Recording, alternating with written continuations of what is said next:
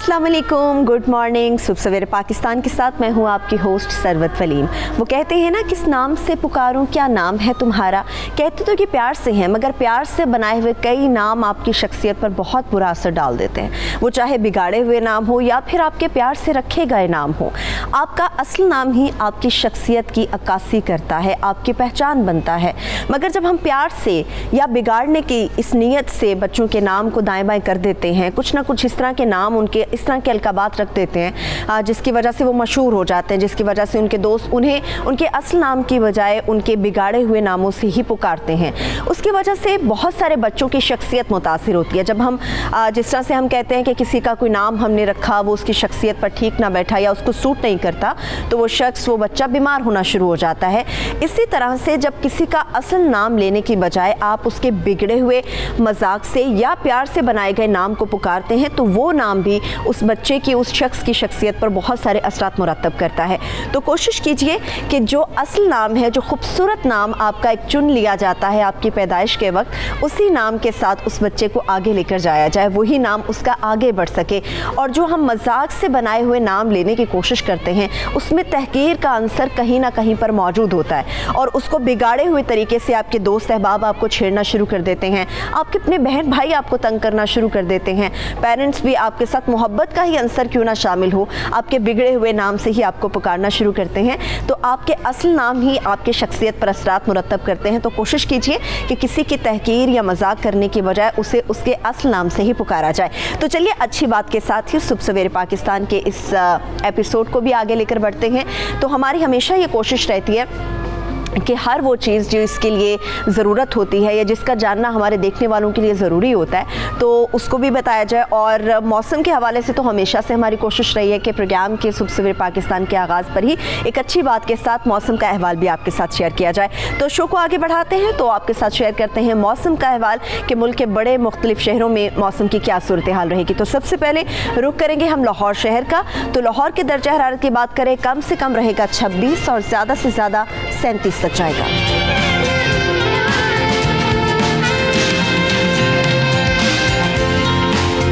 लाहौर के अलावा इस्लामाबाद भी करीब करीब है इस मौसम में, क्योंकि इस्लामाबाद में भी कम से कम दर्जा हरारत रहेगा 26 और ज़्यादा से ज़्यादा 33 तक जाएगा।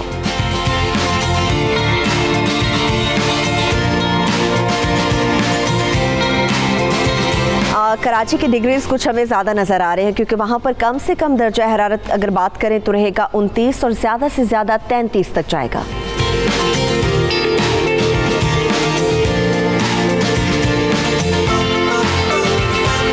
पेशावर और कराची काफ़ी करीब करीब हैं, क्योंकि पेशावर में भी कम से कम दर्जा हरारत रहेगा 28 और ज़्यादा से ज़्यादा 38 तक जाएगा।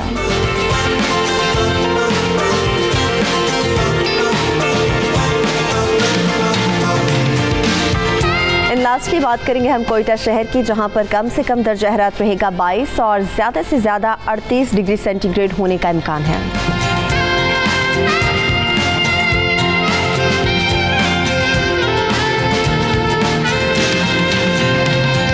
मौसम का अहवाल तो हमने आपके साथ शेयर किया, चूँकि आजकल वेकेशंस भी चल रही हैं, समर वेकेशंस है बच्चों की, और बहुत सारे आसपास के ऐसे इलाके होते हैं जहाँ पर लोगों की कोशिश होती है कि अगर समर वेकेशंस हो तो बच्चों को घुमाने के लिए लाहौर शहर लाया जाए, या फिर अगर आपके रिलेटिव्स किसी और दूसरे शहर में मुकीम है तो कोशिश की जाती है कि बच्चों को लेकर वहाँ जाया जाए। तो ये काफ़ी इंटरेस्टिंग पूरा टाइम होता है बच्चों के लिए, स्पेशली फैमिली के लिए, मदर्स के लिए, कि वो इन छुट्टियों का वेट कर रहे होते हैं ताकि सब लोग आप लोग स्कूल से फ्री हो सकें और कुछ ना कुछ अच्छी एक्टिविटीज़ हो सके। तो इस सारे मौसम में गर्मी का जोर जितना मर्जी हो, कोशिश की जाती है बच्चों को ज़ू लेकर जाया जाए। कोशिश होती है कि बच्चों के नॉलेज में इजाफा करने के लिए उन्हें मुख्तलिफ ऐसे म्यूज़ियम होते हैं जहाँ पर ले जाया जाए, ताकि उन्हें अपनी दरसी कुतब के अलावा कुछ और नॉलेज भी है जो वो गेन कर सकें। तो जब हम बात करते हैं म्यूज़ियम के हवाले से या कुछ इस तरह की एक्टिविटीज़ के हवाले से, तो मेरे ख्याल में बहुत कम लोग बहुत सारी अहम चीज़ों के साथ वाकिफ़ होते हैं। अगर उनको वाकिफ़ करने की हम कोशिश करें तो आपको ये बता देते हैं कि हमारे साथ बहुत ही ख़ास मेहमान इस वक्त मौजूद है स्टूडियो म्यूज़ियम में जो लाहौर शहर ही नहीं बल्कि पाकिस्तान के वाहिद है वो प्राइवेट म्यूज़ियम है जिसके रूहे रवां हैं। और अगर इसकी बात करूँ, इसके नाम की बात करूँ तो फ़कीर खाना है। ये बड़ा इंटरेस्टिंग सा नाम है। बहुत सारे लोग इस म्यूज़ियम के इस नाम से वाकफियत हासिल करने की कोशिश करेंगे। और ये भी आपको बता दूँ कि इस म्यूज़ियम यानी फ़कीर खाने को चलाने वालों जो है ये फ़कीर फैमिली से ही इनका ताल्लुक़ है। और इसमें कौन कौन सी चीज़ें हैं, कितनी बड़ी तादाद में यहाँ पर नवाज़ात मौजूद हैं और एक ख़ास हिस्सा है, उससे मुतालिक भी मैं जानने की कोशिश करूँगी। तो हम यहाँ पर अपने स्टूडियोज़ में वेलकम करते हैं sir. Thank you so much. फ़कीर सैफुद्दीन साहब हमारे साथ मौजूद हैं, इनसे बात करते हैं। सर पहली बात तो ये कि म्यूज़ियम है, बच्चों का और स्पेशली बड़ों का बड़ा इंटरेस्ट होता है कि जाया जाए, तारीख़ की उन चीज़ों से वाक़फ़ियत हासिल करने की कोशिश की जाए जिनको वो शायद किताबों में पढ़ते रहे या शायद अपने बड़ों से सुनते रहें। सबसे पहले मुझे बताएं फ़कीर जी, मतलब फ़कीर खाना बड़ा इंटरेस्टिंग सा नाम है, दिलचस्प सा है, अपनी तरफ खींचने वाला है। इसकी तारीख़ क्या है और इसका नाम ये कि फ़कीर खाना क्यों रखा गया? I am so glad that I am here. सबसे पहली बात है जी, आपने सवाल किया फ़कीर का। ये मेरा फैमिली टाइटल है जो कम से कम 200 साल से इस ख़ानदान के अंदर चलता आ रहा है। हमारे अजदाद लाहौर में आके जब सेटल हुए 1730 में, तो उन्होंने यहाँ पे अपना कंसर्न खोला, एक मदरसा बनाया, एक हॉस्पिटल को कायम किया, एक पब्लिशिंग हाउस बनाया, एक बहुत बड़ी फार्मेसी बनाई और उस सिलसिले से ये चलता चला। जी हाँ। तो जो फ़कीरी का टाइटल है हमें बख्शा एक फ़कीर इमानत शाह कादरी ने, माशाअल्लाह। तो मेरे बुज़ुर्गों ने उनके हाथ पे बैयत की थी। तो उसका मकसद ये है कि ये टाइटल हमारे ख़ानदान में औलाद नरीना में चलता हुआ आ रहा है। अच्छा। और आप समझ लीजिए कि जितने भी हमारे मेल नौजवान बच्चे पैदा होते हैं तो उनका नाम, के अंदर जो भी बेटा पैदा होता है उसका नाम फ़कीर से रखा जाता है। बुज़ुर्गों का ख्याल था कि अगर ये आने वाली मेरी नस्ल अमीर हो जाए तो इसमें गरूर पैदा ना हो, इसलिए नाम के साथ फ़कीर, कितनी खूबसूरत तरीके से इस नाम के साथ फ़कीर जोड़ा गया जी। और अगर आने वाली नस्ल गरीब हो जाए तो ये टाइटल उन पे भारी ना गुजरे। तो मेरे बहुत ये ऐसे ही है जी, आजिज़ी। और दरअसल ये हज़रत मोहम्मद मुस्तफ़ा सल्लल्लाहु अलैहि वसल्लम का मोटो है, अल फ़क्र फ़ख़री वल फ़क्र मिन्ना।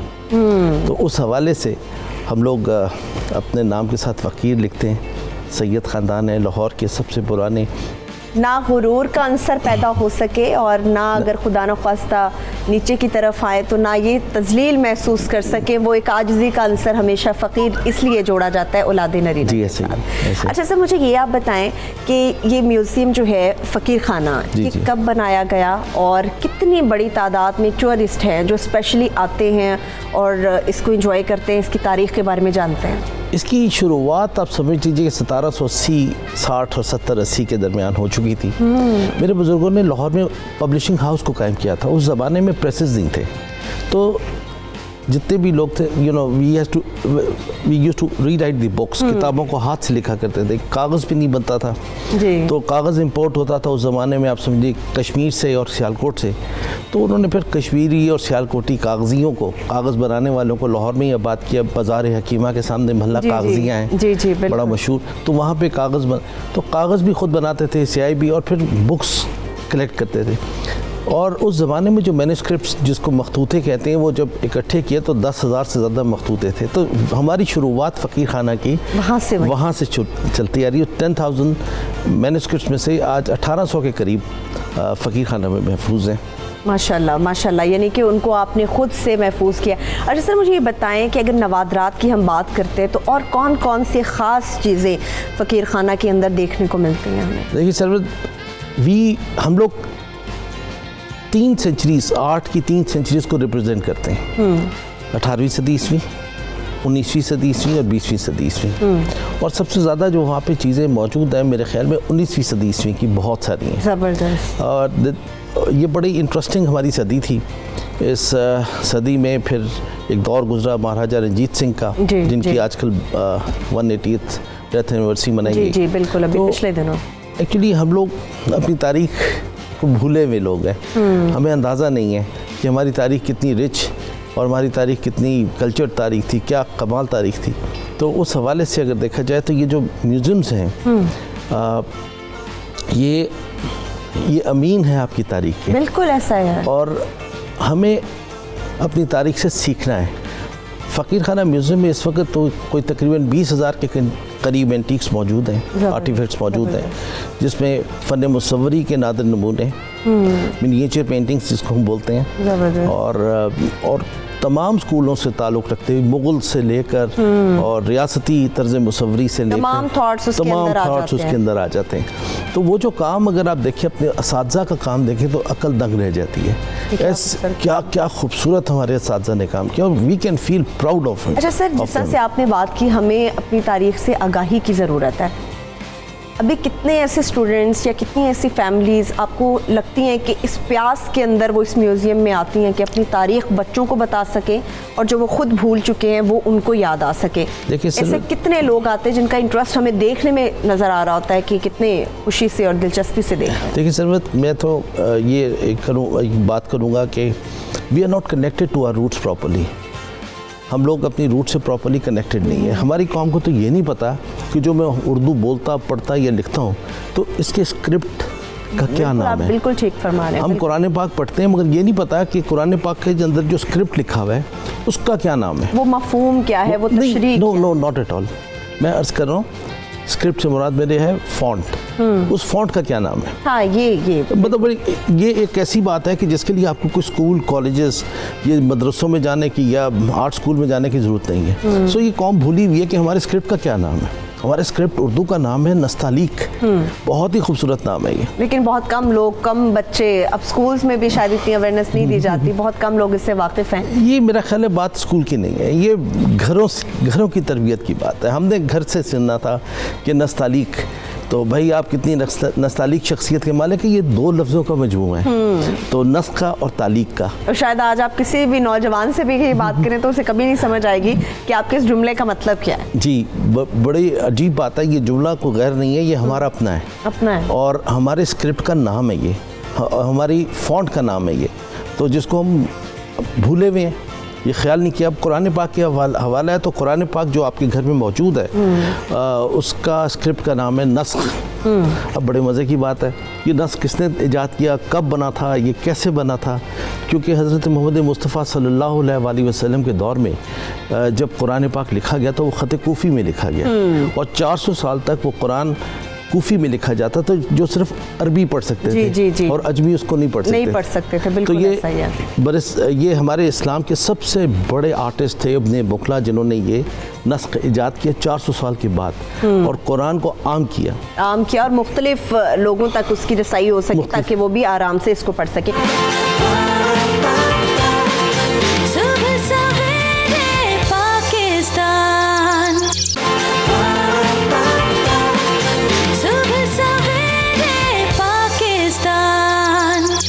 मुझे ये भी आप बताएं कि म्यूज़ियम कितने हिस्से पर आपका ये मुश्तमिल है और इसके म्यूज़ियम के अपने कितने हिस्से हैं अंदर? म्यूज़ियम का एक हिस्सा तो मैं भी हूँ। बिल्कुल इससे इख्तलाफ नहीं किया जा सकता। तो आप खुद दरअसल जी, I was born in museum. ये हवेली है जो जिसको बोलते हैं राजा टोडरमल की हवेली है। अच्छा। ये राजा टोडरमल थे, अकबर के दौर के वज़ीर थे, जो रेवेन्यू के वज़ीर थे, बड़े ही इंटेलिजेंट लोग थे। ये उनकी हवेली कहलाई गई है, इसका कोई एविडेंस मेरे पास मौजूद नहीं है, मगर लोग कहते हैं कि ये हवेली उनसे मंसूब की जाती है।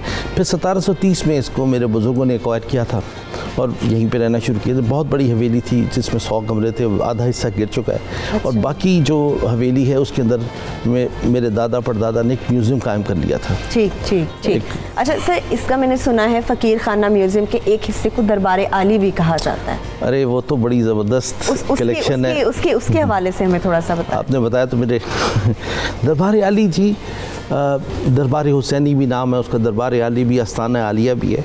वो बिल्कुल उसके अंदर मेरे बुज़ुर्गों की कब्रें हैं और सबसे इम्पॉर्टेंट कलेक्शन जो फ़कीर खाना का है वो है तबरुकात मुबारका का। हाँ जी। ये वो तबरुकात हैं जो तैमूरी तबरुकात कहलाते हैं और हज़रत मोहम्मद सल्लल्लाहु अलैहि वसल्लम से लेकर के अब उनके ख़ानदान के, आइमा के, सहाबा इकराम के कुछ 47 के करीब उनकी निशानियाँ, उनकी चीज़ें वहाँ मौजूद हैं, जो साल में सिर्फ एक दफ़ा खोलते हैं। अच्छा, तो ये साल में सर इसको एक दफ़ा खोला जाता है, तो क्या जो लोग आना चाहते हैं, देखना चाहते हैं, उन लोगों के लिए भी आप इसका रास्ता हमवार करते हैं या अल्हम्दुलिल्लाह सिर्फ जी, इसको सिर्फ अल्हम्दुलिल्लाह ये वर्ड ऑफ माउथ से है। जितने भी लोग आए उसका बड़ा अच्छा इंतजाम होता है सर ख़वातीन कोई का। खास मौका होता है जब उस हिस्से को खोला जाता है और लोगों को आप अगर बता सकें कि कब उस हिस्से को खोला जा सकता है? हमारा जी ट्रस्ट है म्यूज़ियम और बोर्ड ऑफ ट्रस्टीज़ है और उनकी इजाज़त से या उनके मशवरे से हम लोग साल में एक दफ़ा, क्योंकि बुज़ुर्गों से एक रवायत चलती आ रही है, हम 9 मुहर्रम छुट्टी वाला दिन होता है तो उस दिन खोल लेते हैं। अच्छा, तो फिर उसको सजाते हैं, रखते हैं चंद घंटों के लिए, फिर उसी को दोबारा पैक करके सेफ अलमारियों में उसको महफूज सर कर ये लेते हैं। जो ये हिस्सा है हर खासो आम के लिए खोला हर जाता है? खासो आम के लिए खोला जाता है जी। हम वहाँ पे खवातीन भी जा सकती खवातीन हैं? जा सकती हैं, बच्चे जा सकते हैं, बुजुर्ग जा सकते हैं। ये बड़ा और अगर सर मैं लास्टली आपसे पूछूं, अगर मैं कुछ ऐसी मुनफरिद चीज़ का पूछूं जो वाकई म्यूज़ियम में तो वैसे ही तमाम जो नवादरात होते हैं, जो तबरुकात आबाद करते हैं, वो अपनी जगह पे मुनफरिद होते हैं, मगर कोई ऐसी ख़ास चीज़ जो आपको लगता है कि इस म्यूज़ियम में सबसे ज़्यादा मुनफरिद है, वो कौन सी है? ये तो मैंने पहले बता दिया आपको कि तबरुकात मुबारका, हाँ, उससे बढ़ के तो कोई चीज़ दुनिया में है ही नहीं, जिसमें आप समझ लीजिए। अब उसमें क्या हैं, क्या क्या चीज़ें, तो वो मैं चंद आपको बता देता हूँ। जी जी सर, प्लीज़ बताइए हमें। हज़रत मोहम्मद मुस्तफ़ा सल्लल्लाहु अलैहि वसल्लम के मुँह मुबारक हैं, खूबसूरत, बहुत खूबसूरत। आपका जुब्बा है, आपका पानी पीने सा है, रसूल पाक सल्लल्लाहु अलैहि वसल्लम की मसवाक है, आपकी नालाइन पाक है जिसका दूसरा हिस्सा लाहौर पाशिया मस्जिद में था। सर इनकी सफाइयों का मतलब सफाई का भी बड़ा ख्याल रखना पड़ता है, उसके लिए कोई ख़ास करते हैं इसकी मेंटेनेंस वगैरह, इसकी चीज़ें अपनी असल हालत में मौजूद रहें, उसके लिए कितनी मेहनत दरकार हो, कितना वक्त दरकार होता बल्कि है? ज़रूरत में आप लोगों को दावत दूंगा, इस बार 9 मुहर्रम तशरीफ़ लाइए। इंशाल्लाह हम ज़रूर तशरीफ़ लाएंगे। इसकी सफाई दरबार की तो रहती है, मगर ये जो चीज़ें हैं हम इनको टच ही नहीं करते पूरा साल। ये जो दरबार आली का हिस्सा है, it is in safe and lock and keys, तो इसकी सफाई सिर्फ एक दिन पहले ही हम खोल के कमरे को गुलाब के रस से गुसल देते हैं और उसकी फिर उसकी डिस्प्ले करते हैं।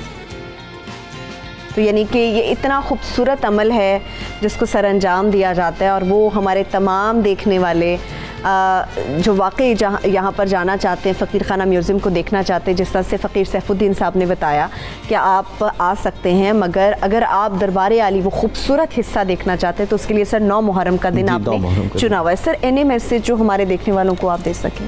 अर्ज़ ऐसे कि जी मैं आप लोग अपने बच्चों को लेके म्यूज़ियम्स में ज़रूर जाएँ।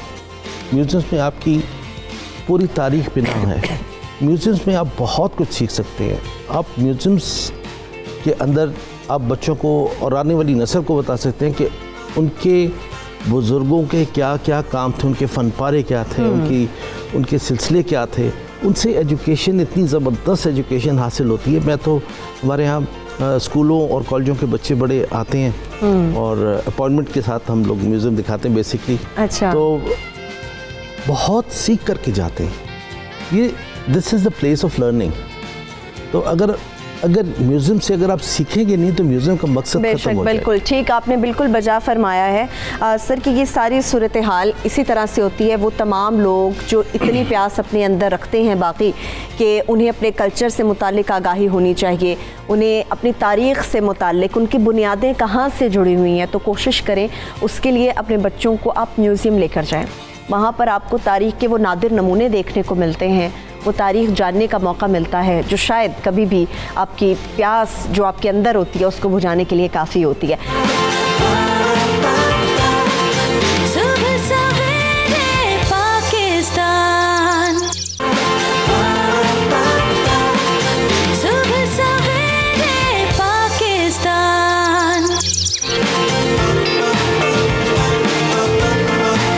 बच्चे के पैदाइश के वक्त सबसे ज़्यादा जो इंटरेस्टिंग मरहला होता है, सबसे ज़्यादा दिलचस्पी जिसमें लेते हैं और उसके अपने पेरेंट्स, पूरा फैमिली, उनकी पूरा ख़ानदान जो इंटरेस्ट अपना शो कर रहा होता है, वो ये फ़ौरन से शुरू हो जाता है कि बच्चे के पैदाइश के वक्त उसका नाम क्या रखा जाए। फूफों की कोशिश होती है कि वो बच्चे का नाम रख सकें, नाना नानी, दादा दादी वो अपनी पसंद का नाम रखना चाहते हैं और माँ बाप जो है वो भी सम टाइम अपनी मर्ज़ी का, अपनी पसंद का नाम रख ही लेते हैं, किसी तौर कामयाब हो जाते हैं। मगर यहाँ पर यह बात हो रही है बच्चे का नाम रख देना काफ़ी नहीं होता। एक अच्छा, एक खूबसूरत नाम होना चाहिए बच्चे की शख्सियत के हवाले से, ताकि वो बच्चे की शख्सियत को निखार सके, उसकी तमाम खूबियों को यकजा कर सके। बहुत सारे कम ऐसे लोग हैं जो शायद इस चीज़ से वाकिफ़ होते हैं कि बच्चे का अच्छा और ख़ूबसूरत नाम किस तरीके से रखा जा सकता है, इस्लामिक लिहाज से किस तरह से रखा जा सकता है, और इसके साथ साथ बच्चे की पैदाइश का वक्त, उसका सितारा कौन सा सयारा बन रहा है, और बच्चे के लिए क्या अच्छा है, उसको देखते हुए उसके वक्त की मुनासबत के हिसाब से उसका नाम, और इल्म आदात के हिसाब से बच्चे का नाम क्या होना चाहिए। तो इसके लिए बहुत सारे लोग कंफ्यूज होते हैं, मगर वो तमाम लोग जिनके यहाँ बच्चा पैदा होने वाला या हो चुका है या अपना नाम वो बच्चे का रखना चाहते हैं, तो वो भी फ़ोन उठाएं, कॉल मिलाएं, क्योंकि वन एंड ओनली हमारे पास बहुत ही सीनियर जाना पहचाना नाम किसी तारुफ के मोहताज नहीं है। अगर मैं सिर्फ उनके नाम का एक वर्ड कहूँगी तो यकीनी तौर पर देखने वाले समझ जाएंगे कि आज हमारे सुबह सवेरे पाकिस्तान में इस सेगमेंट के लिए किस खास मेहमान को हमने चुना है। तो हम वेलकम करेंगे हुमायूं महबूब साहब हमारे साथ मौजूद हैं, मारूफ नाम है, एस्ट्रोलॉजर हैं, इनको बहुत ज़्यादा वेलकम करेंगे। Thank you so much Humayun भाई, आपने हमें ज्वाइन किया सुबह सवेरे पाकिस्तान में। अच्छा हुमायूं भाई, सबसे पहले ये कहा जाता है कि बच्चे का नाम रखा जाए, बच्चे का नाम अच्छा होना चाहिए, अच्छा नाम होता कैसा है ये आप हमें बताएं। देखिए, नाम से मुराद ये होती है, सबसे पहले तो इसका इस्लामिक पहलू देख लें कि नबी करीम मोहम्मद सल्लल्लाहु अलैहि वसल्लम का फरमान है कि एक मुसलमान माँ बाप अपने बच्चे को जो सबसे अच्छा और पहला तोहफ़ा देते हैं वो एक इस्लामी और बामानी नाम होता है। तो नाम की इतनी अहमियत है। और फिर नाम जो मैं सजेस्ट करता हूँ, मैं ये देखता हूँ कि बच्चा जो है किस तारीख को पैदा हुआ, उसका महीना क्या था, उसकी तारीख क्या थी, तो उसके हिसाब से फिर जो लफ्ज़ उसको सूट करता है वो नाम रखने की तजवीज़ देता हूँ। और तीसरी बात ये होती है कि मिसाल के तौर पे आप पैदा हुए आतिशी बुर्ज के अंदर, अच्छा, फायरी साइन में आप पैदा हुए, अब मैं आपका नाम रख दूँ वाटरी साइन का, तो पानी और आग जब भी आपस में मिलेंगे तो क्या पैदा होगा, भाप पैदा होगा। शख्सियत गैर मुतवाज़िन होने लगेगी। इंसान की शख्सियत में आप ये कह लें कि उसको थोड़ा सा मुश्किलात आने लगेंगी ज़िंदगी में। अब अगर मैं उसकी शख्सियत, उसके तारीख़ पैदाइश के हिसाब से उसका नाम रखता हूँ, तो वो दोनों का कॉम्बिनेशन जब बनेगा तो उसकी ज़िंदगी में एक पुश मिलेगा। डेट ऑफ बर्थ भी पुश कर रही होगी, नाम भी पुश कर रहा होगा। ये होता है सब, ये असल में एक अच्छा और ख़ूबसूरत नाम होता है। अच्छा हुमायूं भाई, ये भी कहते हैं कि चलिए ये तो अच्छा नाम हो गया, बहुत सारे लोग सिर्फ जो बच्चे का नाम इसी तरह से रख देते हैं कि हमें ये नाम अच्छा लग रहा है, वो नाम अच्छा लग रहा है। नाम की अहमियत भी ज़रा लोगों के सामने वाज़ेह करें कि एक बच्चे की शख्सियत पर नाम की अहमियत कितनी ज़्यादा होती है। देखिए, नाम की अहमियत गो के मेरी जो वैदिक एस्ट्रोलॉजी है उसमें तो इतनी अहमियत नहीं है, मगर इस नाम की इस दुनिया में और दुनिया के बाद आखिरत में बड़ी अहमियत होगी। क्योंकि अल्लाह ताला के यहाँ जब इंसान को पुकारा जाएगा या जब कब्रों से उठाया जाएगा तो उसके नाम, उसकी माँ के नाम से उठाया जाएगा।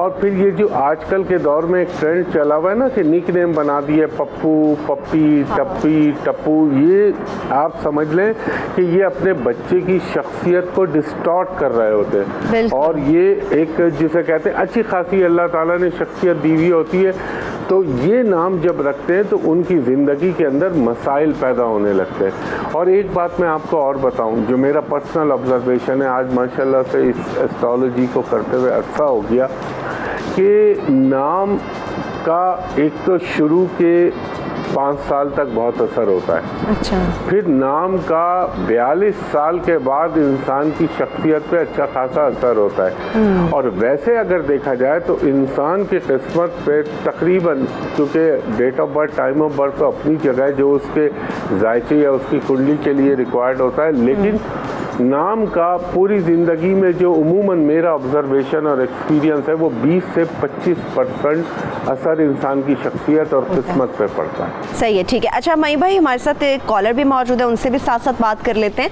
हमना हमारे साथ कराची से मौजूद है, उनसे बात करते हैं। जी हमना, बात कीजिए। हेलो, अस्सलाम वालेकुम।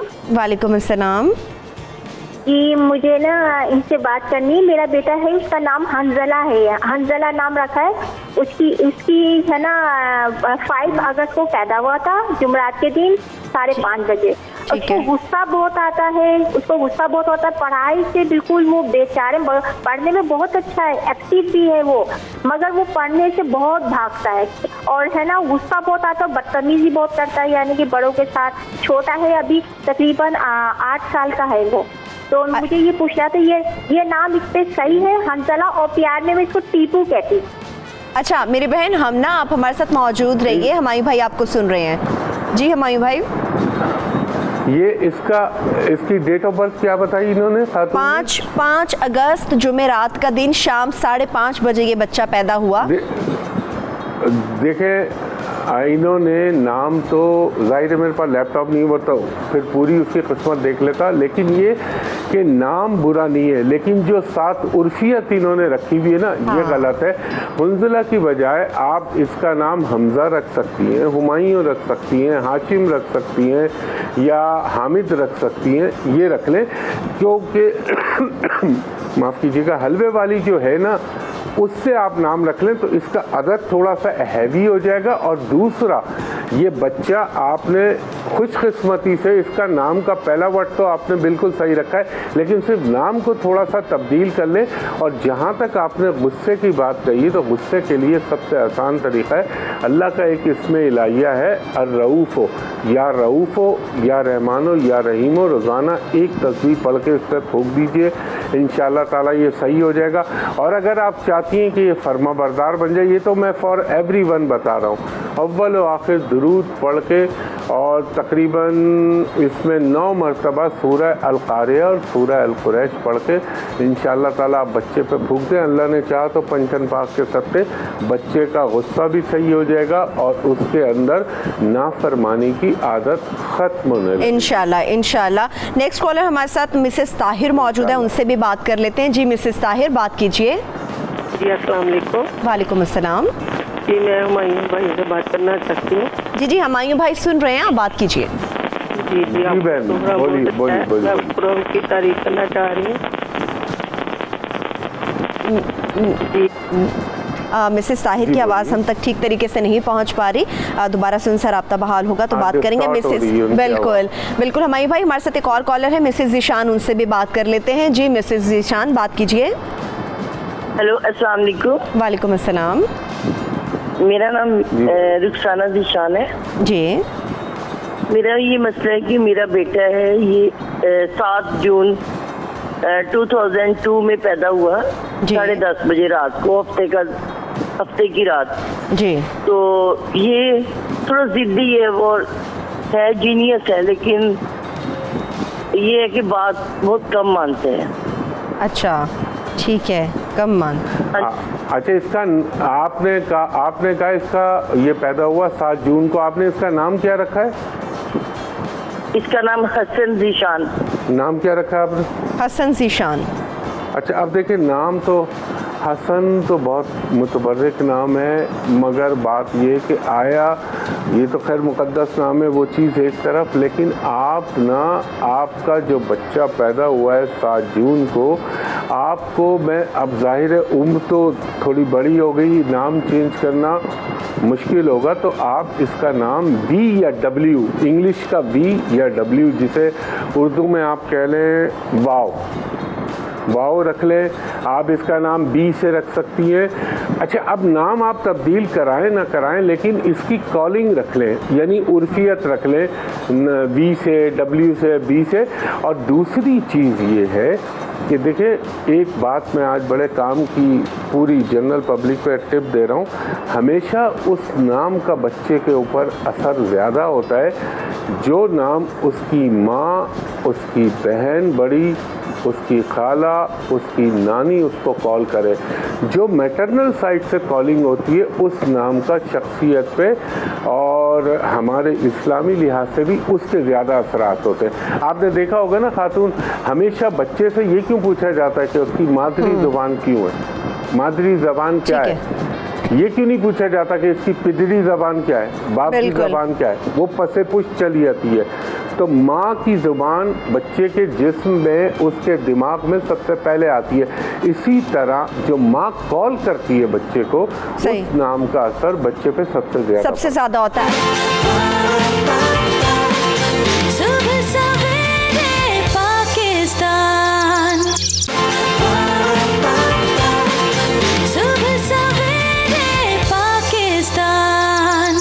इस वक्त कॉलर हमारे साथ हिना फैसलाबाद से, उनसे बात करते हैं। जी हिना, बात कीजिए। वालेकुम अस्सलाम। जी बात। मैम मैं ये पूछना चाह रही हूँ, मेरा नाम हिना है। हेलो जी बात कीजिए, हम सुन रहे हैं, बात कीजिए। जी मेरा नाम हिना है। मेरी 30 अगस्त 1992 मेरी है पैदाइश, और रात के 10:30 बजे है। और मेरे नाम के हवाले से कि 3 साल हो गए शादी को। पहले तो रिश्ते के रिलेटेड बहुत ज़्यादा परेशानी थी, अल्हम्दुलिल्लाह अब 3 साल हो गए शादी को हो गई, लेकिन अब मेरे बेबी का मसला बहुत ज़्यादा हो रहा है। ठीक है, 3 साल हो गए, औलाद नहीं है, तो बहुत ज़्यादा रिपोर्ट्स भी बहुत ज़्यादा क्लियर हैं। अब ये नाम के रिलेटेड तो नहीं है कुछ, मैं यही पूछना चाह रही हूँ। ठीक है, आप मौजूद रहिए, हुमायूं भाई आपके सवाल का जवाब देते हैं। जी हुमायूं भाई। कौन सी अगस्त इन्होंने कहा? चले हुमायूं भाई उन्होंने कहा कि 20 कौन सी थी? 20 अगस्त को 10:30 बजे रात को पैदा। हाँ, अब देखें, टाइम की तो ज़रूरत नहीं है। नाम के लिए तो मैं बगैर नाम के लिए तो ऐसे ही बता दूंगा टाइम ऑफ बर्थ के बगैर, वो लैपटॉप में ज़रूरत होती है। तो इनका नाम, अब आप किस्मत से देखिए कि इनका नाम होना चाहिए था मीम से, एम से, और इनका नाम रख दिया गया हिना, हे से, जो कि इनका 12वां बुर्ज पड़ रहा है। तो वो क्या करेगा, थ्रू आउट लाइफ इनकी ज़िंदगी में टेंशन, प्रॉब्लम, मेंटली परेशानियां रहेंगी। अगर ये चेंज कर सकती हैं अपना कॉलिंग नेम तो वो चेंज कर लीजिए। और जहाँ तक इनको औलाद नहीं हो रही, उसके लिए डेफिनेटली इनके उस खाने में कोई ना कोई प्रॉब्लम होगा, लेकिन उसका सबसे बड़ा हल है कि एक मैं आपको टोटका बता रहा हूँ और एक अल्लाह भला करे आपको वजीफ़ा दे रहा हूँ। आपने उमूमन सुना होगा बाज़ार में, कराची में तो अवेलेबल है, लोगों ने सुन के अब वो बनाना शुरू कर दिए। चलो अच्छा, लोगों के काम आ रहा है। बौहड़ आपने, एक पौधे का नाम होता है, बौहड़ का दूध होता है, उसकी एक दवाई बनती है। यहाँ तो कराची में तो आसानी से अवेलेबल होती है।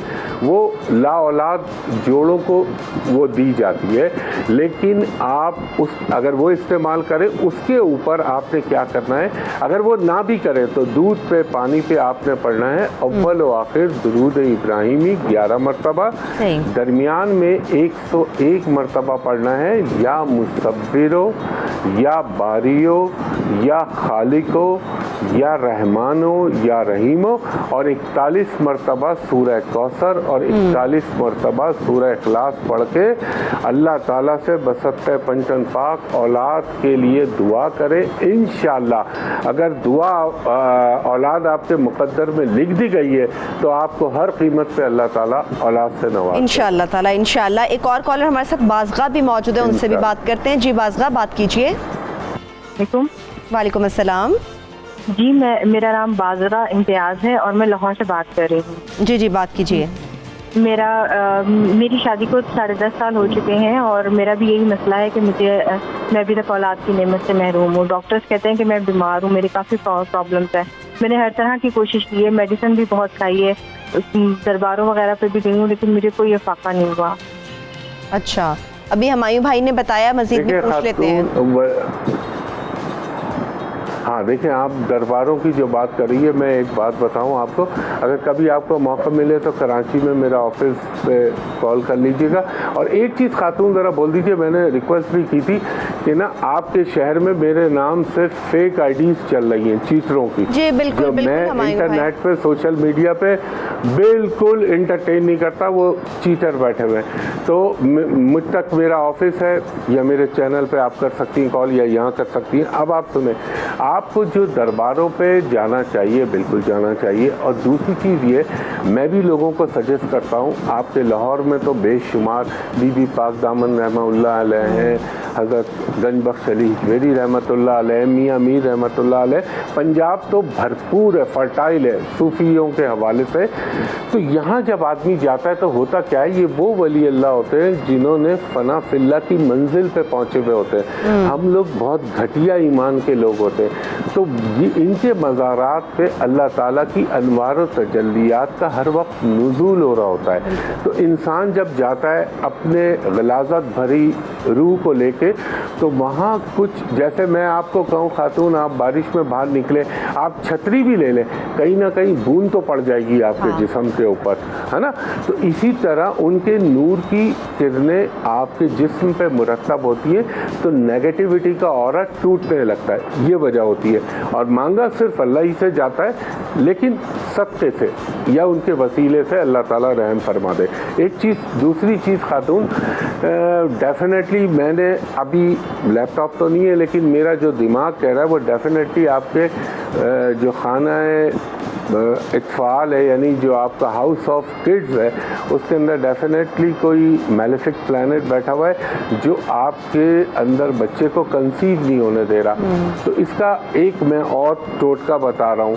हमेशा मैं औरतों को कहता हूँ जिनको बच्चों का प्रॉब्लम होता है, अपनी ज़िंदगी से वक्ती तौर पे जब तक आप माँ नहीं बन जाती, रेड, ब्लू, ब्लैक कलर, ये 3 माइनस कर दें। इनका ऑरा जो होता है ना, बाज़ दफ़ा औरत के लिए बड़ा नेगेटिव पड़ रहा होता है। और वजीफ़ा आप वही पढ़ें जो मैंने अभी आपसे पहले एक कॉलर को बताया था, अव्वल व आखिर दुरूद 11 टाइम, और दरमियान में 101 मरतबा या मुसब्बिरो या बारियो या खालिको, एक नाम और लगा ले, आपके नाम के पॉइंट ऑफ व्यू से मैं ऐड कर रहा हूँ, या शहीदो, ये भी अल्लाह का नाम है, और या रहमानो या रहीमो।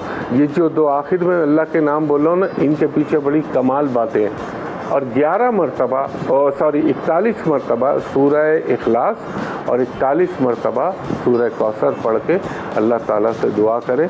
इंशाअल्लाह ताला अल्लाह आपको ज़रूर औलाद देगा। और फिर देखिए, हमें एक बात नहीं भूलनी चाहिए, अल्लाह ताला कुरान में क्या फरमाता है कि ऐ ईमान वालों, मैं जिसको चाहता हूँ लड़के देता हूँ, जिसको चाहता हूँ लड़कियाँ देता हूँ, जिसको चाहता हूँ दोनों देता हूँ, और उनमें अलावा कुछ को महरूम रखता हूँ। तो हर काम में अल्लाह की मसलियत होती है कि बाज़ दफ़ा, ये मैंने खुद ऑब्ज़र्व किया है, मेरा तो काम ही हर वक्त यही है एस्ट्रोलॉजी का, कि अल्लाह ताला किसी को माँ नहीं बना रहा। तो मैंने देखा, बल्कि बहुत सारे क्लाइंट जो सुन रहे होंगे वो इस बात की गवाही देंगे कि मैंने कहा खातून अगर आप माँ बन जाती तो शायद आप दुनिया से उड़ जाती। ये मेरे रब की मसलियत है कि अल्लाह ताला ने आपको उस चीज़ से महरूम रखा हुआ है। या बाज़ दफ़ा ऐसा होता है कि औलाद ऐसी आ रही होती है जो माँ बाप के लिए, जिसे ये कह लें कि दुनिया तो दुनिया, दीन की ख़राबी का भी बाइस बनती है। और माँ बाप होते हैं अल्लाह की रहमत के मुस्तहिक़, अच्छे होते हैं माँ बाप। तो अल्लाह क्या करता है अपनी मसलियत के तहत कि उनको औलाद से महरूम करके उनके ईमान को भी बचा लेता है और उन पर रहमत भी कर देता है। तो अल्लाह की रज़ा में राज़ी रहना चाहिए। मगर वइन्ना लैसा लिल इंसाना इल्ला मा सा, इंसान जितनी कोशिश करता है अल्लाह ये कहता है मैं उसको उसी हिसाब से देता हूँ। तो आप अपनी कोशिश जारी रखें, और कोशिश जारी रखने से मुराद है अल्लाह का कलाम, और जो इलाज सुन्नत है वो ज़रूर कराएं।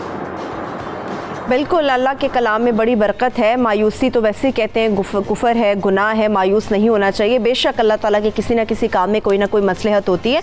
और जिस तरह से हमारी भाई आपने भी क्लियर किया, हम भी अपने प्लेटफॉर्म से इस चीज़ को क्लियर कर दें। बहुत सारे ऐसे नीडी लोग हैं जो जानना चाहते हैं बहुत सारी बातें, और बहुत सारे ऐसे फेक अकाउंट्स होते हैं सोशल मीडिया के ऊपर जिनसे उन्हें गलत आगाही दी जाती है और गुमराह किया जाता है। तो वो तमाम हमारे देखने वाले जो हुमायूं भाई के हवाले से, हुमायूं महबूब साहब के हवाले से बात करना चाह रहे हों, उनके लिए बता दें कि हुमायूं भाई का कोई किसी किस्म का सोशल मीडिया अकाउंट नहीं है, जालसाजों से होशियार है। अभी मुझे एक छोटी सी ब्रेक की तरफ बढ़ना होगा। जब ब्रेक से वापस तो हुमायूं भाई तो हमारे साथ मौजूद रहेंगे ही, और वो तमाम हमारे कॉलर जो अभी कॉल नहीं मिला सके या उनकी कॉल नहीं मिल सकी, तो वो एक छोटी सी ब्रेक से वापस आके हुमायूं भाई से बात कर सकते हैं। मगर इसके साथ साथ नाम के अलावा आपके ऊपर कौन सा पत्थर सूट करता है, और पत्थर के हवाले से कहा जाता है एक थेरेपी भी है, उस थेरेपी से मुतालिक, और पत्थर आपकी शख्सियत पर कौन सा सूट करता है, किस रंग का होना चाहिए, उसका वजन कितना होना चाहिए, किस तरह से उसका इस्तेमाल और उसको किस उंगली में पहना जाना चाहिए, तमाम चीज़ें आपके साथ डिस्कस करेंगे। मगर सुबह सवेरे पाकिस्तान में एक छोटी सी ब्रेक लेंगे अपनी।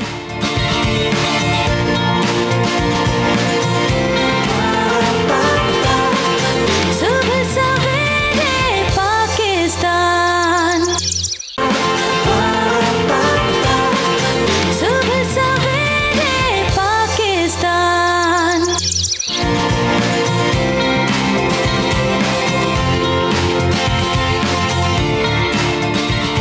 चल रही है नाम के हवाले से, और इसके साथ साथ नाम के हवाले से ये भी होता है कि कौन सा पत्थर आपके लिए, जैसा से हम कहते हैं कि कौन सा वक्त है, उस हिसाब से एक नाम चूज़ किया जाता है आपकी शख्सियत को सामने रखते हुए, उस वक्त को सामने रखते हुए, उस दिन को सामने रखते हुए एक आपका जो स्टार बन जाता है, उस हवाले से आपका एक नाम मुरतब होता है, एक नाम रखा जाता है पेरेंट्स की तरफ से।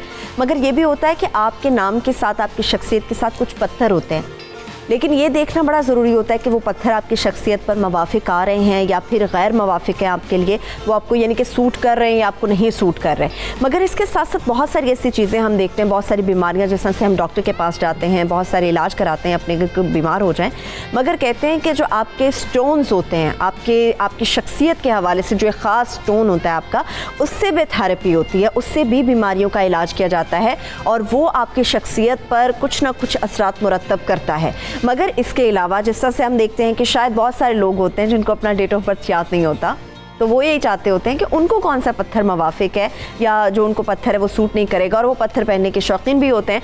तो उसके लिए होता है कि एक नाम होता है आपका जो माँ बाप की तरफ से रखा जाता है, उस नाम को सामने रखते हुए एक पत्थर आपका देखा जाता है कि ये आपके नाम के साथ ये वाला पत्थर जाएगा।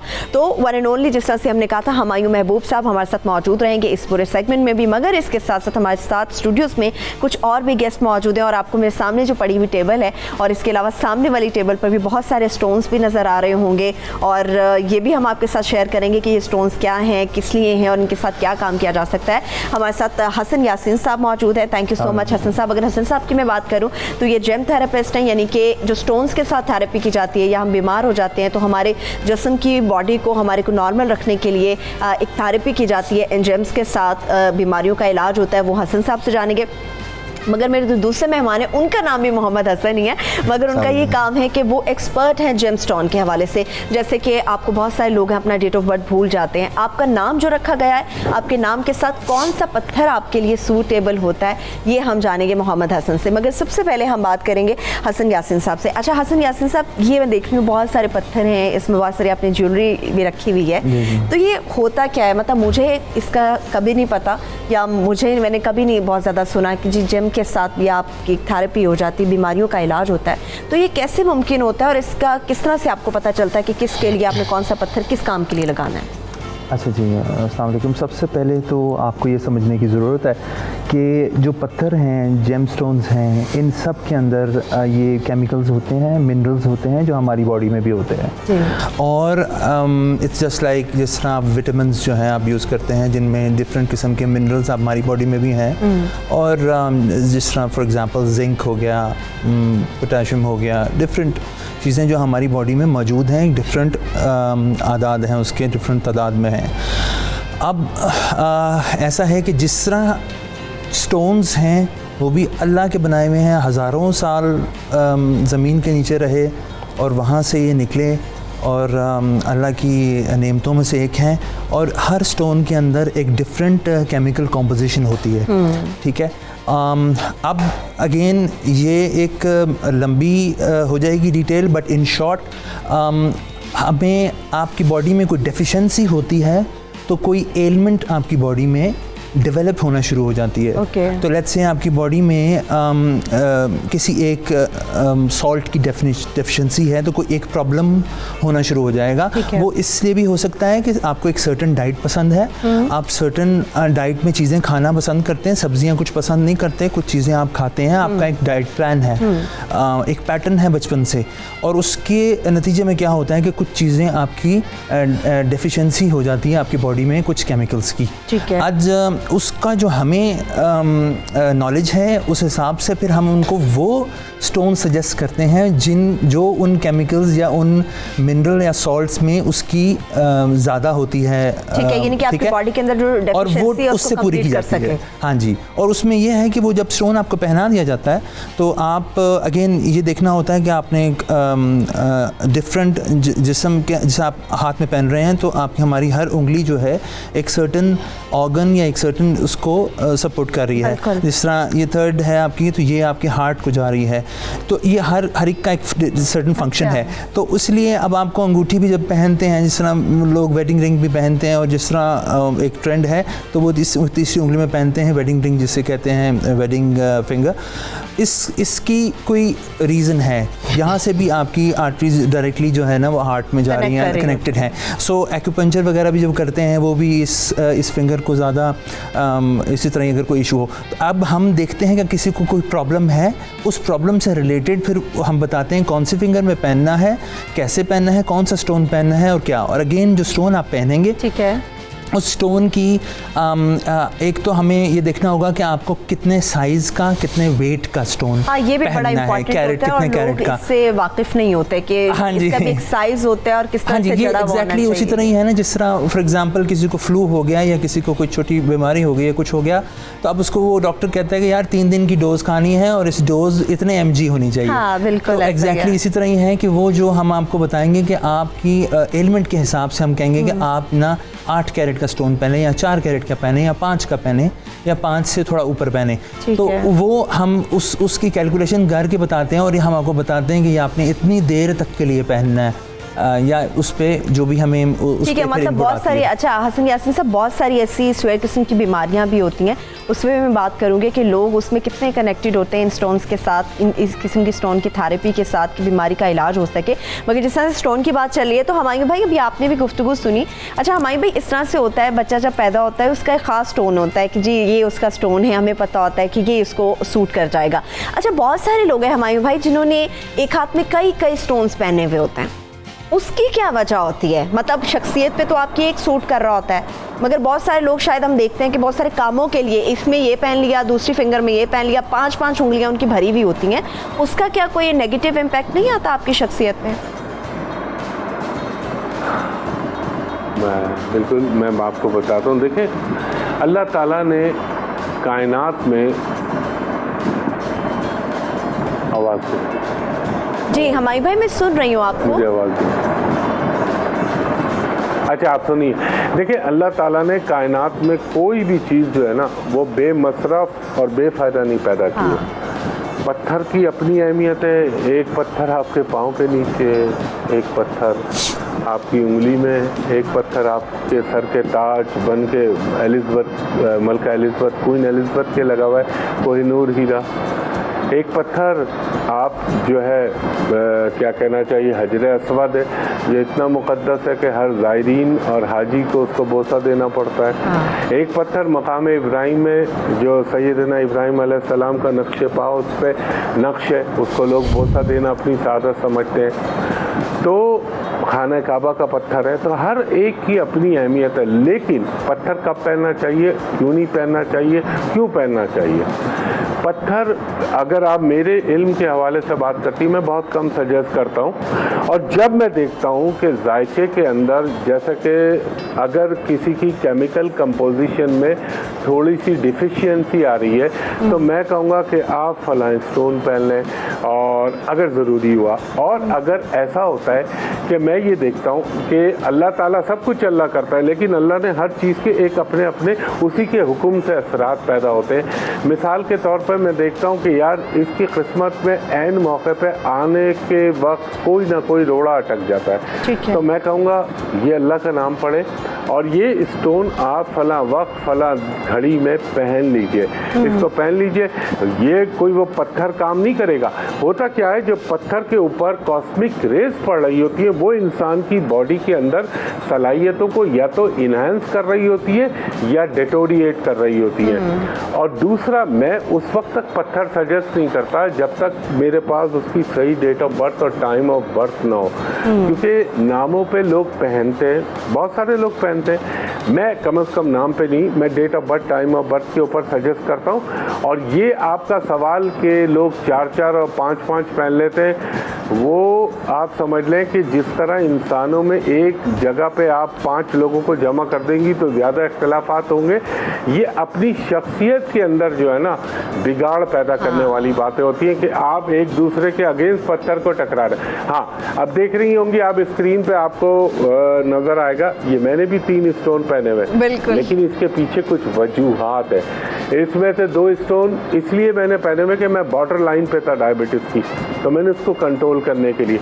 उसमें एक स्टोन मेरा उस वजह से है कि जो मेरा प्रोफेशन है, मेरी विजडम को इन्हांस करने के लिए, तो उसके रीज़न और होते हैं। मगर पहनना किसी मुस्तनद और सही जो आप एस्ट्रोलॉजर हैं उससे अप्रोच करें और उसको बताएं ये मेरी डेट ऑफ बर्थ है, ये मेरी टाइम ऑफ बर्थ है, तो मेरा क्या। और ज़रूरी नहीं कि आप स्टोन पहने, बाज़ दफ़ा इंसान अपने हाथों में ऐसा पत्थर पहना हुआ होता है जो उसको अल्लाह माफ़ करे कब्र में घुसड़ने का बाइस बन रहा होता है, ये भी हो जाता है। अब एक मिसाल देता हूँ आपको, अगर किसी को स्टमक का कैंसर है, या किसी का पेट में इंटेस्टाइन कैंसर है, या किसी के पेट के अंदर प्रॉब्लम रहता है, और मैं उसको पहना दूं ब्लू सफ़ायर नीलम, तो ये समझ ले कि मैंने उसको और कब्र में भेजने का मौत का अल्लाह के माफ़ करे इंतज़ाम कर दिया। तो ये इस तरह ना पहने, पत्थर स्टोन उस वक्त पहने जब उसकी प्रॉपर इवैल्यूएशन हुई भी हो और कोई प्रॉपर आपको सजेशन मिली हो। ये आपने बड़ी खूबसूरत बात की हमारी भाई।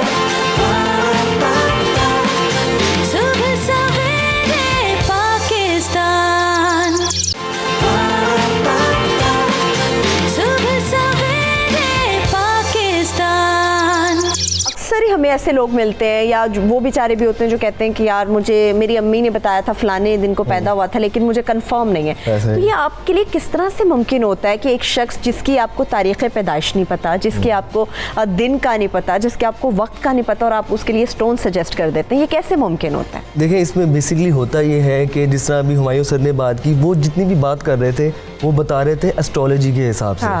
मैंने एज अ जेम एक्सपर्ट जो सीखा है और जो मेरे पास नॉलेज है, उसके अंदर जिमोलॉजी की फील्ड के अंदर जो है ना, इसको सजेस्ट किया जाता है नाम से। अच्छा। क्योंकि नॉलेज में इसमें ये मैं बताता चलूँ लोगों को कि एस्ट्रोलॉजी के मुताबिक हर 3 से 4 साल बाद एक कुदरत का निज़ाम है जो चेंज होता है। इसमें आपके स्टार्स हैं, जितने भी प्लैनेट्स हैं, उनकी पोजीशंस चेंज होती हैं, मूवमेंट उनकी हो तो जाती होता क्या है कि जब वो पोजीशन चेंज होती है तो उससे रिलेटेड जितने भी जेम स्टोन्स हैं वो उनकी डायरेक्शंस चेंज हो जाती है।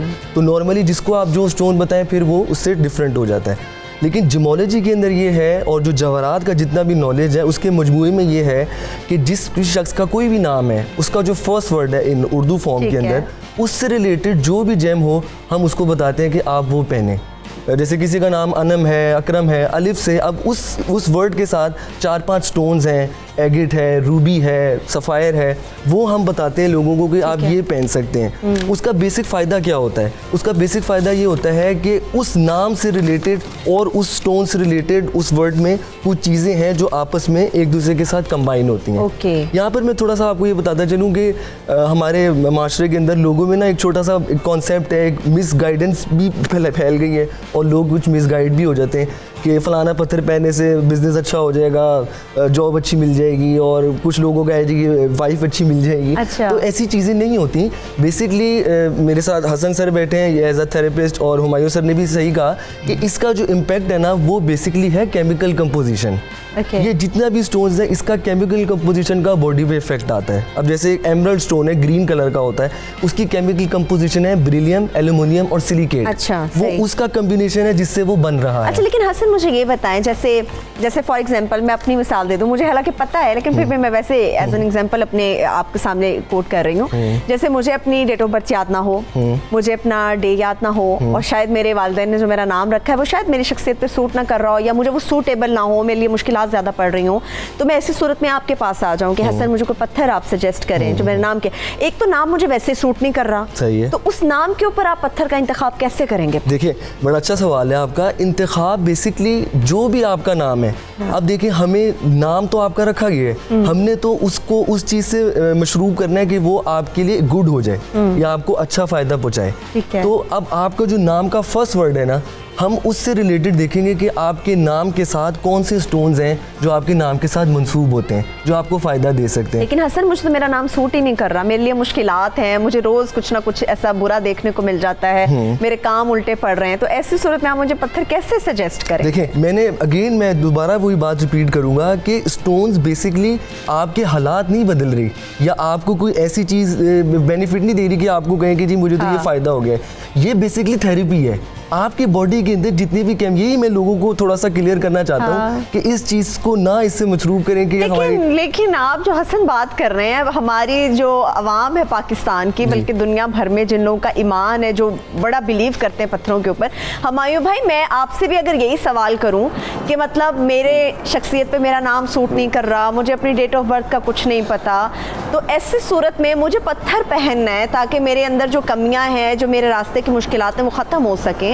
तो फिर मैं ऐसी सूरत में क्या करूं? वो लोग जो देख रहे हैं, जिनको ये मसला है, वो क्या करें फिर? देखिए, आपके इस सवाल का जवाब भी मैं दे दूंगा और आपके इस मसले का मैं दूसरों की बात नहीं कर रहा, मेरे पास मेरे अल्लाह के करम से और पंचन पाक के सत्ते मेरे असाज़ा मोहतरम ने इसका हल बताया हुआ है। अब जैसे मिसाल के तौर पे आपके पास डेट ऑफ बर्थ भी नहीं है, आपके पास नाम ऑलरेडी आपको प्रॉब्लम कर रहा है, कोई बड़ा भी घर में नहीं है जो आपको बताए, तो फिर उसके बाद मेरा एक तोड़ है जो हमारी जिसे कह लें वैदिक। और देखिए, इल्म कोई हिंदू मुसलमान नहीं होता, वो सिर्फ कॉलिंग की हद तक है, वरना तो मैं ये कहूँ कि जो एलोपैथिक साइंस है वो तो यहूदी और ईसाई है। तो एस्ट्रोलॉजी पे हिंदुओं ने बहुत काम किया है, मैं इंडियंस की बात कर रहा हूँ और मैं उसका अप्रिशिएट करता हूँ, जिसका जो ड्यू क्रेडिट है वो उसको मिलना चाहिए। तो वैदिक एस्ट्रोलॉजी में इसका एक हल है, मैं ये देखूँगा किस लम्हे और किस घड़ी आपने अपनी ज़ुबान खोली है, यानी आपने जो मुझसे क्वेश्चन किया है वो किस लम्हे किया है, तो मैं उस वक्त की आसमान पे पोजीशन देखूंगा और मैं वहाँ ये देखूंगा कि उस वक्त किस प्लैनेट का आपके ऊपर गलत असरात पड़ रहे हैं और किस प्लैनेट की वजह से आपके ऊपर उसका रेमेडी की जा सकती है। तो फिर मैं आपको सजेस्ट करके बताऊंगा कि मिसाल के तौर पे मैं आपको एक बड़े मज़े की बात बताऊं, मैं जब किसी को सजेस्ट करता हूं ना कि आप ये ले लीजिएगा जहां आप मुनासिब समझे, तो मैं पूछता हूं कि आपका वेट कितना है, फिर मैं ये देखता हूँ उसकी कुंडली के अंदर उसका साइन कौन सी डिग्री के ऊपर पड़ा हुआ है वो प्लैनेट, फिर उसके हिसाब से मैं कहता हूँ आप 2 कैरेट 3 कैरेट 5 कैरेट वो वाला स्टोन, ये वाला स्टोन, ये बड़ा, देखिए मैं आपको एक बात बताऊँ, ये बड़ा अल्लाह ताला ने बड़ा पाकीज़ा और बड़ा महीन काम बताया है। और जाहिर है ये दोनों भाई अपने अपनी जगह पे बिल्कुल इनका भी अपना इल्म है, और वो पहले वाले साहब जो हैं वो तो माशाल्लाह गुफ्तगू से भी उनके पता एक मैच्योरिटी पता चल रही है, वो भी अपनी जगह सही है।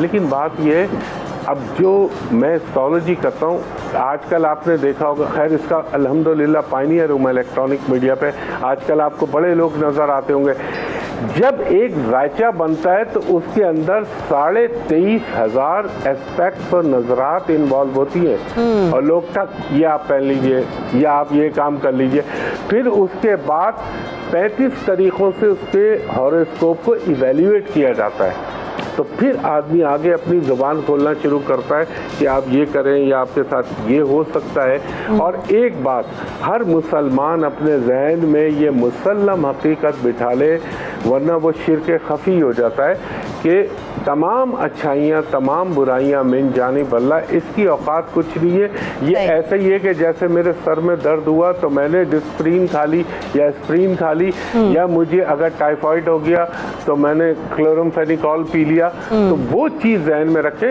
ये एक आपके लिए supportive element like a medicine है, इससे ज़्यादा कुछ नहीं है।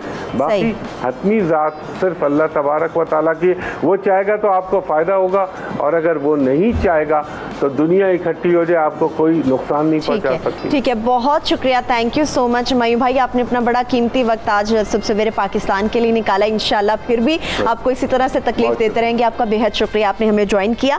अच्छा, अभी हसन यासीन साहब, जिस तरह से अभी मयूं भाई से भी हमारी बात, हसन आप भी मतलब ये अगर जिस तरह से कहते हैं कोई शख्स है वो 22 तारीख को पैदा हुआ, वो एक स्टार का एंड हो रहा होता है, दूसरे स्टार की वो स्टार्टिंग हो रही होती है, जो दो का मिक्सचर होता है उस पे स्टार कैसे आप लोग फिर फिट करते हैं कि आपको कौन सा पत्थर पहनना? हाँ जी, वो कस्प होता है, वो हसन बेहतर उस पर गाइड करेंगे एस्ट्रोलॉजी के हवाले से। जहाँ तक हम लोग देखते हैं चीज़ों को, वो हम जिस तरह भी आपने सवाल किया था और एक दो चीज़ें ये हसन ने कही थी लास्ट, उसमें मैं आपको थोड़ा सा उस पर एलेबरेट कर देता हूँ। लास्ट 2 मिनट्स होंगे बस। अच्छा, जल्दी हम करेंगे। बस उसमें इसी तरह ही है कि जो एक तो ये कह रहे थे कि नसीब नहीं बदलता, और इस तरह कि अगर वो हम पत्थरों से बिल्कुल, सबसे पहले तो ये है कि अल्लाह ताला ने जो आपके लिए लिखा है वो लिखा है, वो तो दुआओं से ही बदल सकता है अगर बदले। अदरवाइज़ जो ये आपकी ज़िंदगी में, लेट्स से आप कह रहे हैं हमारे बिज़नेस में तरक्की हो गई, काम में तरक्की हो गई, किसी और चीज़ में बेहतरी आ गई, उसका ये पत्थर रीज़न कैसे बनते हैं?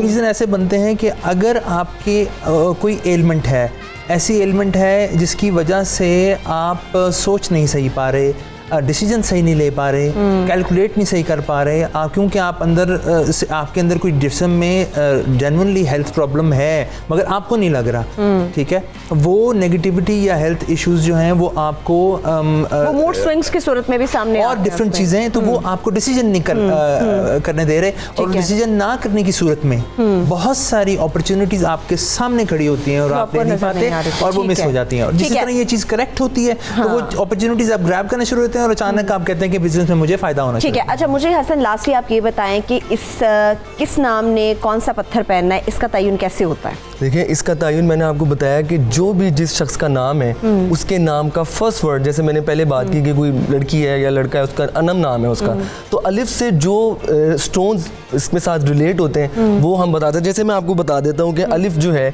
इसके साथ 5 स्टोन्स हैं जो कनेक्ट होते हैं। इसमें मरजान है, मरजान का कुरान में भी जिक्र है, रूबी है, इसके बाद ओपल है, एगिट है और डायमंड। अच्छा, सरवत के लिए कौन सा पत्थर होगा? सरवत के लिए मैं आपको जरूर बताता हूँ। सरवत के लिए चेक करें जरा, ताकि मैंने कहा ब्रेक पे जाने से पहले अपना भी कुछ फायदा कर ले। सॉरी, इनकी बात थोड़ी सी बढ़ा दूँ। सूरह रहमान में वर्स नंबर 22 में मरजान का जिक्र हुआ है, मरजान का जिक्र हुआ है, और बस वही ये तमाम कीमती पत्थर हैं और इस्लाम में भी, कुरान में भी इनका जिक्र है। बस मेरा बता दो, फिर मैं ब्रेक पे जाऊंगी। आप 3 स्टोन्स पहन सकती हैं, ब्लू सफायर आप पहन सकती हैं, संगे हदीद एक स्टोन है वो आप पहन सकती हैं, और ब्लैक एगिट आप पहन सकती हैं। अच्छा, ठीक है। वैसे मुझे कहते हैं पशपे सब्ज है, शायद वो मैं पहन सकती हूँ। चलिए मैं ब्रेक की तरफ बढ़ रही हूँ। ब्रेक से वापस आके हसन से और हसन यासीन साहब से मैं जानने की कोशिश करूंगी। मुझे अभी ब्रेक पर जाना होगा, ब्रेक से वापस आएंगे। दिन की मुनासबत के हवाले से बहुत ही खूबसूरत से मेहमान आज हमने मधु किए हुए, तो वो हमारे साथ शो के आगाज़ से एंड तक मौजूद रहेंगे। तो इसके साथ ही हमें इजाज़त दीजिए। सुबह सवेरे पाकिस्तान में छोटी सी ब्रेक लेंगे, वापस आएंगे। बहुत सारे अच्छे मेहमान और भी हमारे साथ मौजूद होंगे, साथ रहिए।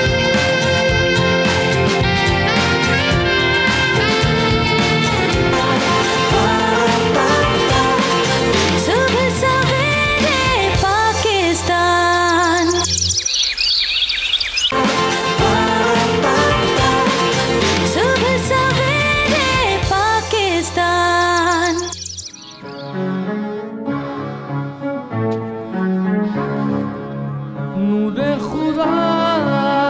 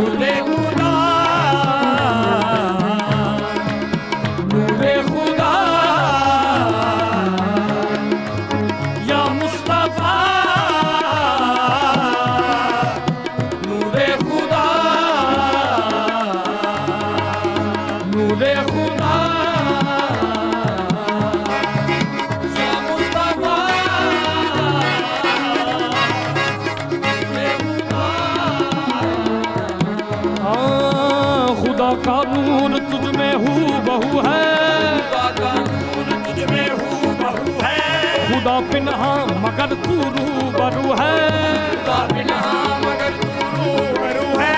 तेरी अजमत का अंदाजा हो किसको, तेरी अजमत का अंदाजा हो किसको। खुदा है और खुदा के बाद तू है नूरे खुदा, जाने खुदा या मुस्तफा नूरे खुदा। ओ हर को मिल रहा है तेरे बैतुल माल का सदका, हर को मिल रहा है तेरे बैतुल माल का सदका। नबूवत की ज़कातें सबरो इस्तक़लाल का सदका, नबूवत की ज़कातें सबरो इस्तक़लाल का सदका। तसद्दुक़ मुर्तज़ा का मुस्तफ़ा की आल का सदका, मुर्तज़ा का मुस्तफ़ा की आल का सदका। अता हो मुझको भी कुछ सैयद के लाल का सदका। नूरे खुदा नूरे खुदा या मुस्तफा नूरे खुदा नूरे खुदा या मुस्तफा नूरे खुदा। ओ एक तरफ आका रहमत तेरी, एक तरफ मेरी आवारगी, एक तरफ आका रहमत तेरी, एक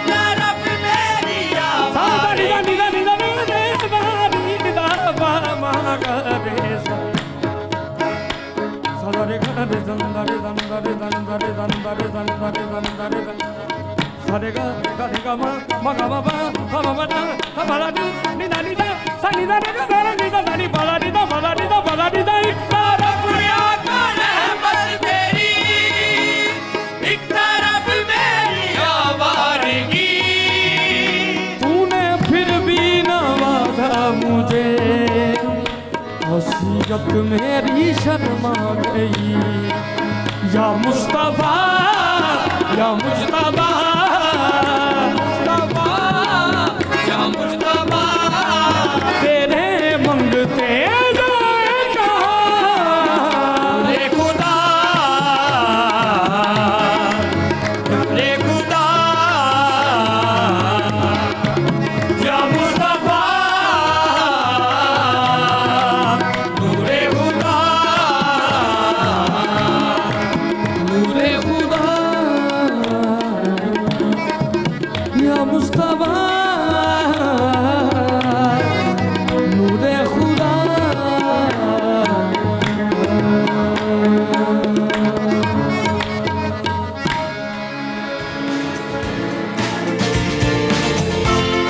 बहुत खूबसूरत, बहुत ज़्यादा हसीन। कहते हैं कि जहन के सुकून और अपनी रूह की प्यास को मिटाने के लिए सूफ़ीज़म से बेहतर कोई रंग नहीं है। सूफ़ीज़म वो रंग है जो आपको अपने रंग में रंग लेता है और उसके लिए इंतखाब करना पड़ता है किसी खूबसूरत आवाज़ का, कुछ ऐसे इंसानों का, कुछ ऐसे लोगों का जो आपकी रूह की प्यास को मिटाने में, उसको बुझाने में आपके मददगार साबित हो सकें। कुछ ऐसी ही खूबसूरत आवाज़ अभी आपने सुनी। हमने अपने स्टूडियो में सुबह सवेरे पाकिस्तान में उनको मदऊ किया है। ज़ैन एंड ज़ुहैब अपने साथियों के हमरा यहाँ पर हमारे साथ मौजूद हैं। बेहद खूबसूरत आवाज़ आप दोनों की। सबसे पहले ये होता है ज़ैन, ये पूछा जाता है कि आपकी इंस्पिरेशन कौन था, शौक़ कैसे हुआ, घर वालों की मर्ज़ी शामिल थी या नहीं थी, या किसी से आपने सीखा? ये वो अहम सवालात हैं जो हर शख्स जानना चाहता है। ऐसे ही इंस्पिरेशन जो है हमारी, ये जितने भी हमारे सुनने वाले भाई हैं, दोस्त हैं, फैंस हैं, वो जानते हैं कि उस्ताद नुसरत फ़तेह अली खान साहब, सुबह उनसे हम इंस्पायर हैं सारे। और बाकी जो सवालात हैं कि घर वालों ने साथ दिया नहीं दिया, हमारा फैमिली बैकग्राउंड कव्वाली से है सारा। तकरीबन 100 साल से हमारा ख़ानदान कव्वाली कर रहा है। लेकिन ये था कि वालदा जो थी वो चाहती थी कि पहले स्टडी कर लें, तो फिर जो करना है आप करें। वालिदा हमेशा ही हर शख्स की जो माँ होती है वो ज़्यादा टची होती है। जी जी। आपने नुसरत फ़तेह अली खान साहब का नाम लिया, तो कभी उनसे मुलाकात हुई आपकी? जैन की हुई, इस बारे में जैन आपको अपना जी experience जैन, बताता है। आपकी मुलाकात हुई, कैसा पाया आपने उनको? जी ये मेरे लिए बड़ी ब्लेसिंग्स वाली मेमोरी है कि अल्हम्दुलिल्लाह हाँ साहब के साथ मुलाकात हुई। एक्चुअली दादा वो उनके साथ संगत पे जाते थे लेफ्ट हारमोनियम पे, तो मैं छोटा सा था, आई थिंक 6 या 7 साल। अच्छा। तो मुझे अचानक ही कहने लगे कि चलना है साथ परफॉर्मेंस पे। मैं कहा जी मैं लाजमी जाऊँगा। हाँ। तो हाँ साहब वो मेरा फर्स्ट ज़ाहिर है छोटा था मैं, लेकिन मुझे याद है अच्छे से कि हाँ साहब ने मुझे अपनी गोद में बिठाया और अच्छा। बड़ा प्यार किया। वो छोटा सा एक लम्हा था, लेकिन वो एक ऐसी वो मेमोरी हमेशा बन के गई लिए कि- आपकी ज़िंदगी में वो एक याद है, जी, वो बिल्कुल। ताज़ा रहेगी वो एक ऐसी- हमेशा। सुबह सवेरे पाकिस्तान, सुबह सवेरे पाकिस्तान। तो खान साहब का कोई ऐसा कलाम जो आपको बहुत पसंद है और याद भी हो, जो आप हमारे देखने वालों को और हमें सुना सकें? जी जी हाँ सब की तो इतने कलाम है कि कोई भी उनका कलाम एक- जो आप सुना सकें। कहना मुश्किल है, लेकिन हाँ सब की एक गज़ल है हल्का हल्का सरूर, वो सुना दीजिए, अक्सर सुना हम दीजिए। महफिलों में भी पेश करते हैं, वही पेश कर रहे हैं।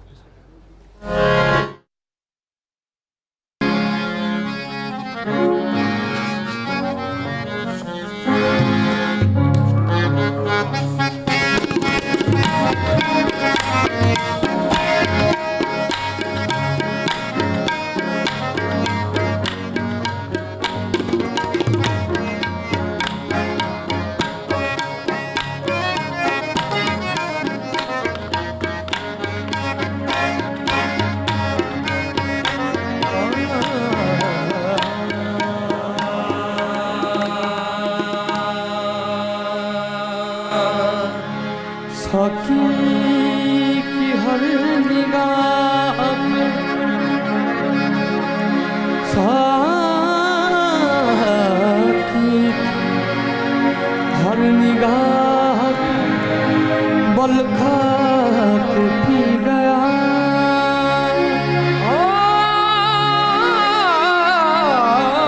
साकी की हर निगाह पे बल खा के पी गया।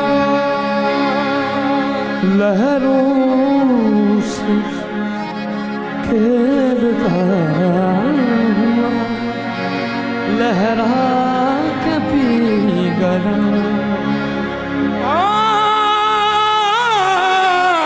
लहरों से खेलता हुआ लहरा के पी गया। रहमते तमाम मेरी हर कदम मैं इंतहाए शौक से घबरा के पी गया।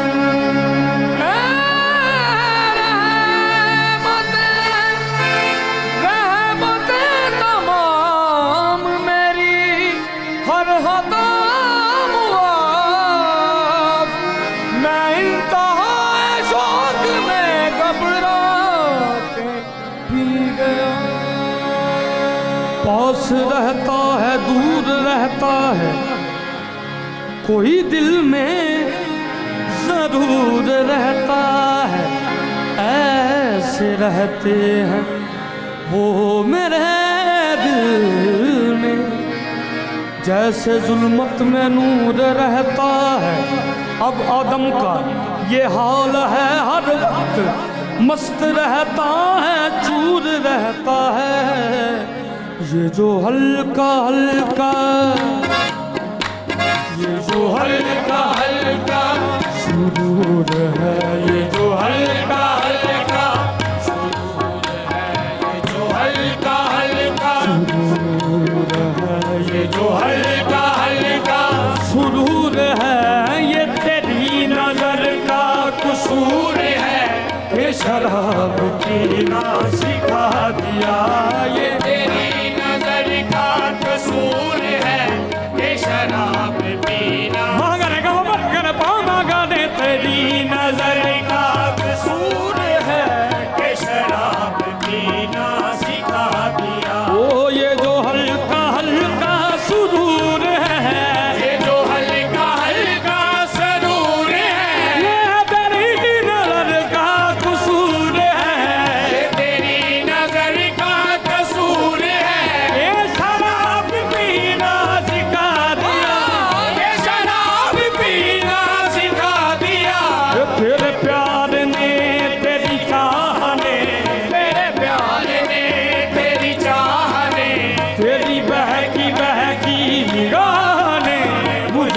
शराबी बना दिया। तेरी बहकी बहकी निगाह ने मुझे एक शराबी, तेरी बहकी बहकी निगाह ने मुझे एक शराबी बना दिया। ओ शराब कैसे, शराब कैसे, खुमार कैसा, ये सब तुम्हारी नवाज़िशें हैं। शराब कैसी, खुमार कैसा, ये सब तुम्हारी नवाज़िशें हैं। पिलाई है किस नजर से तूने, पिलाई है किस नजर से तूने, मुझको अपनी खबर नहीं है। तेरी बहकी बहकी निगाह ने मुझे एक शराबी बना दिया।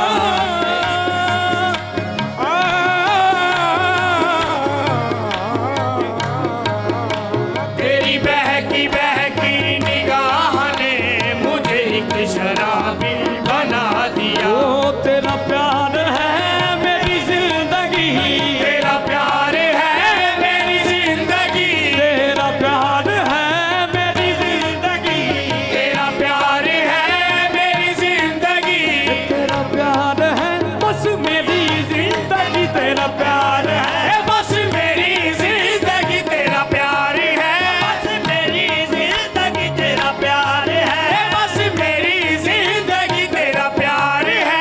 मैं अज़ल से बंदा इश्क हूँ, मैं अज़ल से बंदा इश्क हूँ, मैं अज़ल से बंदा इश्क हूँ, मैं अज़ल से बंदा इश्क हूँ। मुझे ज़ोर कुफ्र का गम नहीं, मुझे ज़ोर कुफ्र का गम नहीं, मेरे सर को दर्द तेरा मिल गया, मुझे अब तलाशे हरम नहीं।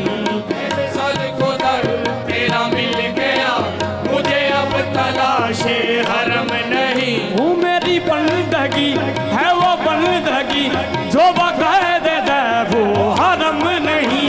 मेरी बंदगी है वो बंदगी जो बाकायदे दे वो हरम नहीं। ये मेरा एक नजर तुझे देखना, मेरा एक नजर तुझे देखना, खुदा निवाज से कम नहीं, बस मेरी जिंदगी तेरा प्यार है, बस मेरी जिंदगी तेरा प्यार है, बस मेरी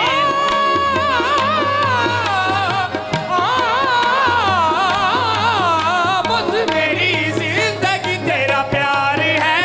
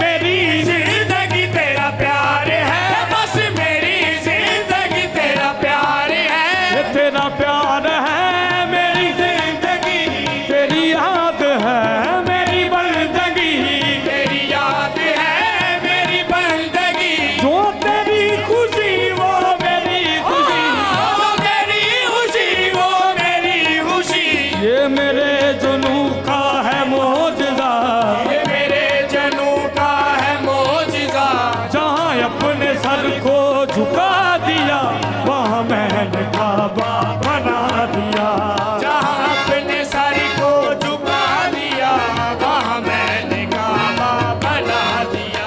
ये जो हल्का हल्का सुरूर है कसूर है के शराब पी सिखा दिया